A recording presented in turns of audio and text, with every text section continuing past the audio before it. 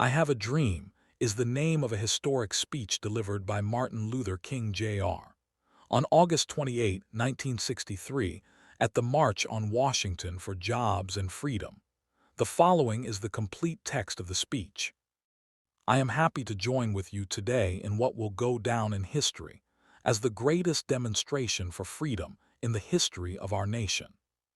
50 years ago, a great American in whose symbolic shadow we stand today signed the Emancipation Proclamation.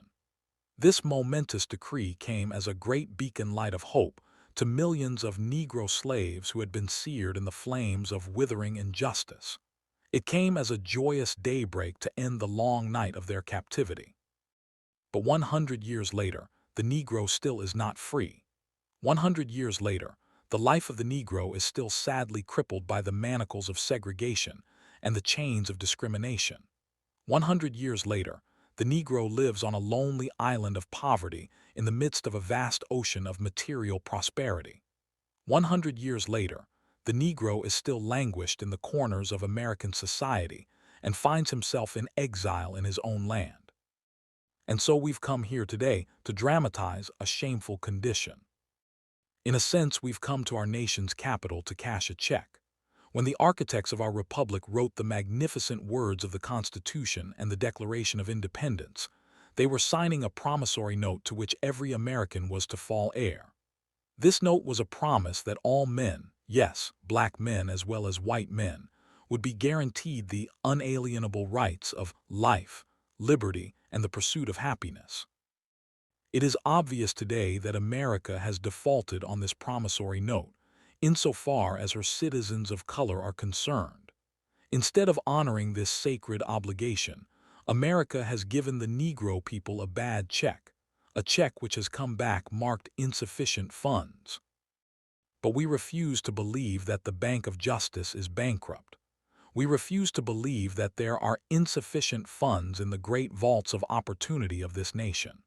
And so, we've come to cash this check, a check that will give us upon demand the riches of freedom and the security of justice. We have also come to this hallowed spot to remind America of the fierce urgency of now. This is no time to engage in the luxury of cooling off or to take the tranquilizing drug of gradualism. Now is the time to make real the promises of democracy. Now is the time to rise from the dark and desolate valley of segregation to the sunlit path of racial justice. Now is the time to lift our nation from the quicksands of racial injustice to the solid rock of brotherhood. Now is the time to make justice a reality for all of God's children. It would be fatal for the nation to overlook the urgency of the moment. This sweltering summer of the Negro's legitimate discontent will not pass until there is an invigorating autumn of freedom and equality. 1963 is not an end, but a beginning, and those who hope that the Negro needed to blow off steam and will now be content will have a rude awakening if the nation returns to business as usual. And there will be neither rest nor tranquility in America until the Negro is granted his citizenship rights. The whirlwinds of revolt will continue to shake the foundations of our nation until the bright day of justice emerges. But there is something that I must say to my people, who stand on the warm threshold which leads into the palace of justice. In the process of gaining our rightful place, we must not be guilty of wrongful deeds. Let us not seek to satisfy our thirst for freedom by drinking from the cup of bitterness and hatred. We must forever conduct our struggle on the high plane of dignity and discipline. We must not allow our creative protest to degenerate into physical violence. Again and again, we must rise to the majestic heights of meeting physical force with soul force. The marvelous new militancy which has engulfed the Negro community must not lead us to a distrust of all white people. For many of our white brothers, as evidenced by their presence here today, have come to realize that their destiny is tied up with our destiny, and they have come to realize that their freedom is inextricably bound to our freedom. We cannot walk alone.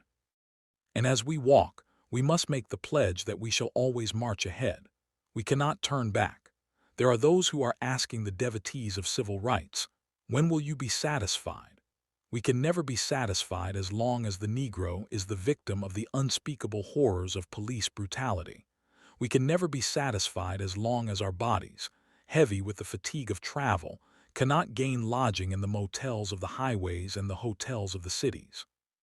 We cannot be satisfied as long as the Negro's basic mobility is from a smaller ghetto to a larger one. We can never be satisfied as long as our children are stripped of their selfhood and robbed of their dignity by signs stating, "For whites only." We cannot be satisfied as long as a Negro in Mississippi cannot vote, and a Negro in New York believes he has nothing for which to vote. No, no, we are not satisfied, and we will not be satisfied until justice rolls down like waters and righteousness like a mighty stream. I am not unmindful that some of you have come here out of great trials and tribulations.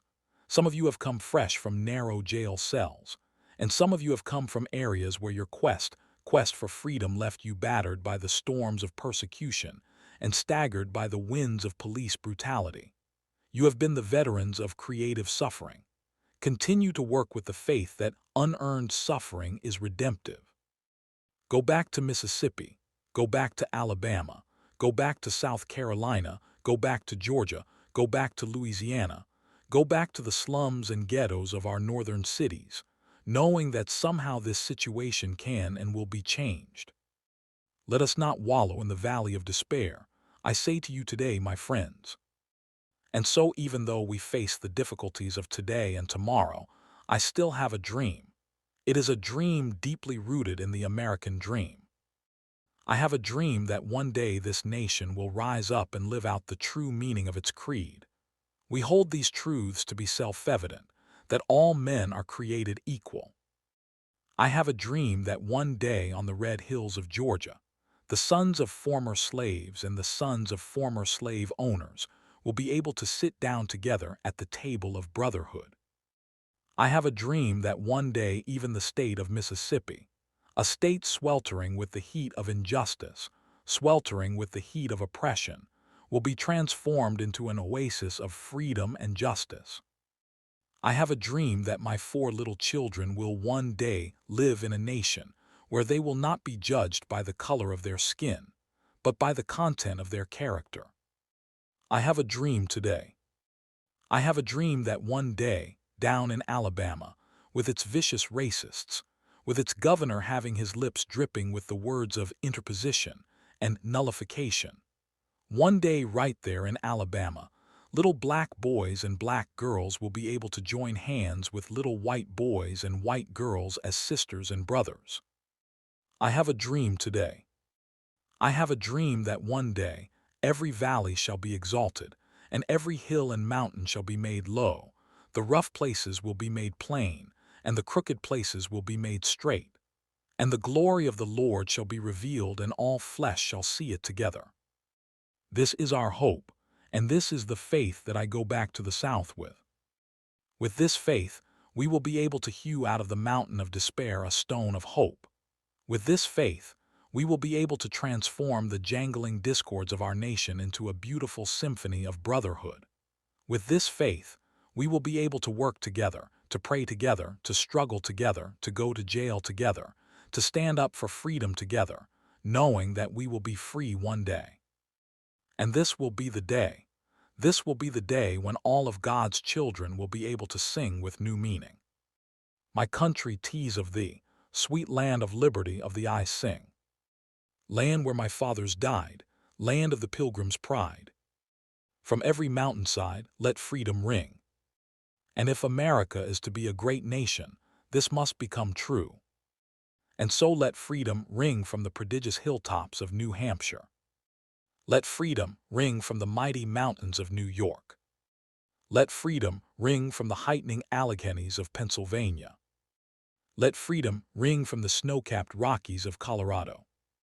Let freedom ring from the curvaceous slopes of California. But not only that.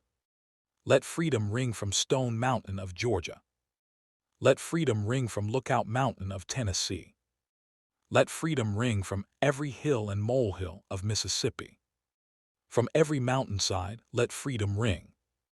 And when this happens, when we allow freedom ring, when we let it ring from every village and every hamlet, from every state and every city, we will be able to speed up that day when all of God's children, black men and white men, Jews and Gentiles, Protestants and Catholics, will be able to join hands and sing in the words of the old Negro spiritual. Free at last, free at last. Thank God Almighty, we are free at last.